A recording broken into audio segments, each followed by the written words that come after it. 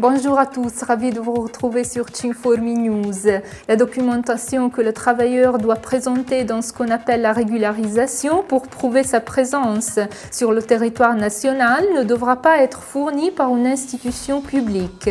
Il sera suffisant de présenter par exemple un certificat médical émis par un organisme public ou un certificat de scolarisation des enfants. Ces éclaircissements sont arrivés de la part du corps des avocats de l'État. Seront considérées valables aussi une carte nominative des moyens de transport public, une amende, le fait d'être titulaire d'une carte téléphonique d'une société italienne ou la documentation émise par des centres d'accueil ou d'hospitalisation autorisés, même si religieux. Nous rappelons qu'il faut prouver la présence sur le territoire national au moins à partir du 31 décembre 2011. En 30 ans sont déjà arrivées les premières demandes de documentation adressées aux employeurs qui ont présenté une requête de régularisation. Le service travail de la province autonome de Trento, compétent pour la procédure en 30 ans, a déjà entamé la phase suivante à la présentation des requêtes.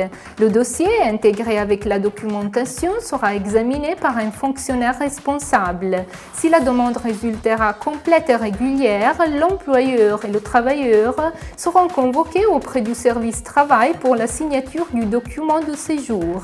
Le travailleur pourra ensuite aller au Cinformi pour la demande du permis de séjour et pour procéder donc avec l'envoi du kit. L'Assemblée parlementaire du Conseil d'Europe a récemment approuvé un amendement avec lequel on demande à tous les 47 États membres de l'organisation de garantir le droit de vote aux immigrés résidents. Tous les membres de la délégation italienne présents dans la salle ont voté à faveur de l'amendement. Il s'agit de faciliter l'accès à la nationalité comme souhaité par la Convention européenne sur la nationalité et la concession du droit de vote ou d'autres possibilités de participation politique aux immigrés résidant légalement.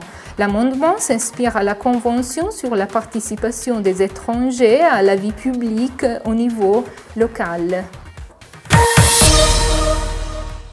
Presque le 8% des étudiants qui fréquentent l'école en Italie ne sont pas de nationalité italienne. Les jeunes et les enfants d'origine étrangère inscrits aux écoles italiennes dans l'année scolaire 2010-2011 sont presque 711 000.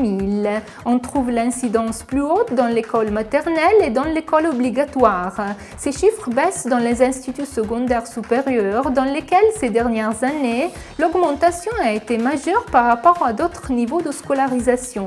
Plus de la moitié des étudiants italiens de 16-17 ans fréquentant l'école obligatoire ou les écoles secondaires de deuxième degré sont dans la même classe avec des copains étrangers. C'est la fin de cette édition de Cinformi News. Merci d'avoir été avec nous. À la semaine prochaine.